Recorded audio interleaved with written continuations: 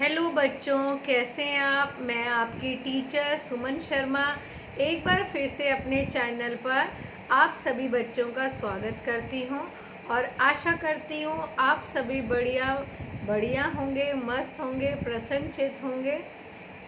आज मैं आपको कक्षा 3 पल्लव हिंदी पाठ्य पुस्तक से एक बहुत ही प्यारा पाठ कराने जा रही हूँ। भाग न पाया आतंकवादी। इसके अंदर दो बच्चों की शूरवीरता शौर्य की कहानी है, जो आपको कहानी के रूप में मैं आपको समझाऊंगी। पाठ शुरू करने से पहले बच्चों में कहना चाहूँगी, जो बच्चे पहली बार इस लिंक से जुड़े हैं, प्लीज़ वो मेरे चैनल को लाइक करें, शेयर करें और सब्सक्राइब करें, जिससे समय समय पर आपको आवश्यक जानकारी मिलती रहे। तो बच्चों, शुरू करते हैं कहानी। पाठ 11, भाग न पाया आतंकवादी।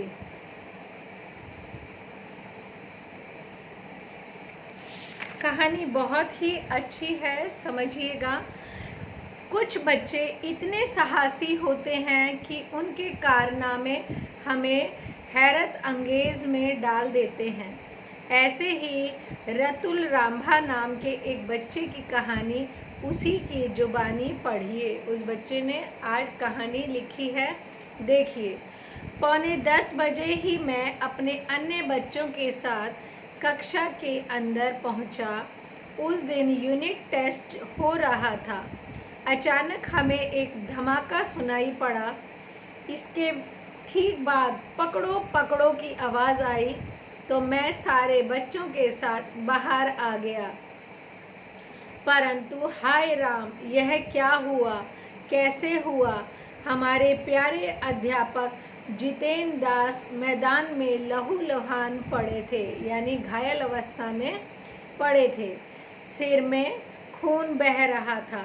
किसी हत्यारे ने उन्हें मारा था। उनके शरीर को देखकर हमारे सारे हत्यारे के पीछे भागने लगे। हम सारे बच्चे हत्यारे के पीछे भागने लगे। हत्यारे 2 थे और वे हमसे ज़्यादा दूर नहीं थे। दोनों करीब 20-25 मीटर आगे हाथ में पिस्तौल लिए हुए भागे जा रहे थे। बच्चों को भगाने के लिए वे फायर भी करते जा रहे थे। डर के मारे बच्चे वहीं पर रुक गए, यानी उन्होंने उनके शिक्षक को मार दिया और वो बच्चों को डराने के लिए फायरिंग कर रहे थे। इसी बीच एक बच्चे की साइकिल छीनकर दोनों जंगल वाले रास्ते भागने लगे। वो जो जिन्होंने उनके गुरुजी को मारा था, उन्होंने एक बच्चे की साइकिल छीनकर जंगल के रास्ते भागने लगे। मुझे क्या हुआ मालूम नहीं। मैंने भी एक साइकिल उठा ली और उनके पीछे भागा। बीच बीच में मैं पकड़ो पकड़ो की आवाज़ देता जा रहा था। मेरी आवाज़ शायद उन हत्यारों तक पहुंची।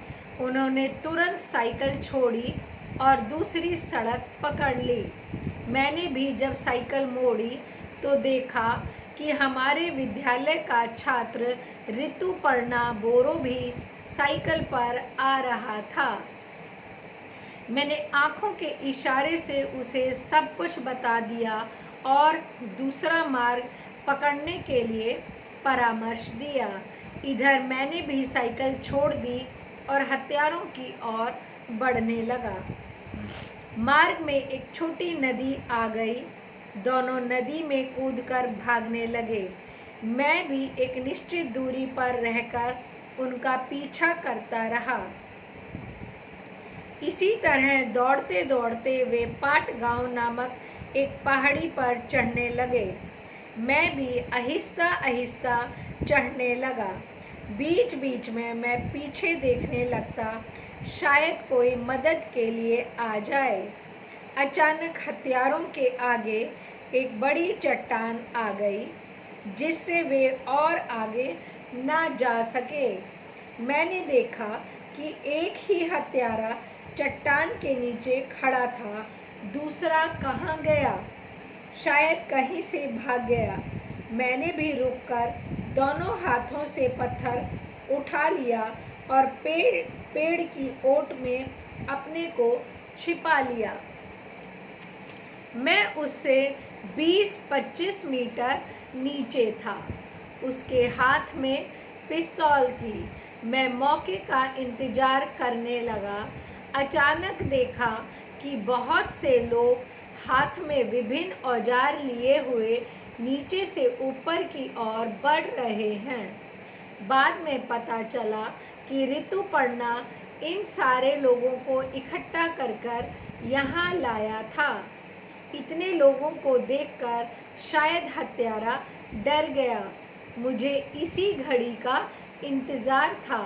दे मारा एक पत्थर, निशाना अचूक था। पत्थर पिस्तौल वाले हाथ पे जा लगा। पिस्तौल दूर जा गिरी। हम लोग उस पर टूट पड़े। तब दोनों हाथ ऊपर उठाकर उसने आत्मसमर्पण कर दिया, यानी हथियार डाल दिए। इसी बीच पुलिस भी आ गई और हत्यारे को पकड़कर थाने ले गई। बच्चों, पकड़ा गया हत्यारा आतंकवादी था। आतंकवादी वो होते हैं जो देश के अंदर आतंक, दहशत फैलाते हैं। सरकार ने रतुल रामभा और ऋतुपर्णा बोरो को सन 2006 में गणतंत्र दिवस के अवसर पर वीरता के लिए भारत पुरस्कार से सम्मानित करा। इस पाठ से हमें शिक्षा मिलती है, हर स्थिति का सामना साहस और धैर्य से करना चाहिए। जैसे इन बच्चों ने धैर्य से उन आतंकवादियों का पीछा किया और मौका देखकर उन पर हमला करा और उनको पुलिस के हवाले करा और अपने देश को आतंकवादियों से कैसे बचाया जाए, इस पाठ से हमें ये शिक्षा भी मिलती है कि हमेशा साहस और धैर्य रखना चाहिए, घबराना नहीं चाहिए। अगर आप घबराएंगे तो बड़ी से बड़ी परेशानी में भी फंस जाएंगे। तो घबराओ नहीं, धैर्य धारण करो और फिर शांति से कोई उपाय सोचो। इस पाठ के शब्दार्थ देखते हैं। कारनामा यानी प्रशंसनीय काम, हैरत यानी आश्चर्य, धमाका जोर से आवाज़, लहूलुहान खून से लथपथ, मार्ग यानी रास्ता, आत्मसमर्पण यानी हथियार डालना, आतंकवादी आतंक फैलाने वाला। आई होप ये पाठ आपको अच्छे से समझ में आया होगा और आपको धैर्य और साहस किस तरह रखना चाहिए इसकी भी प्रेरणा मिली होगी। तो बच्चों, एक बार पुनः इस पाठ को पढ़ें, समझें और सुनें। आपको अच्छे से ये पाठ समझ में आ जाएगा। ओके बच्चों, बाय, टेक केयर।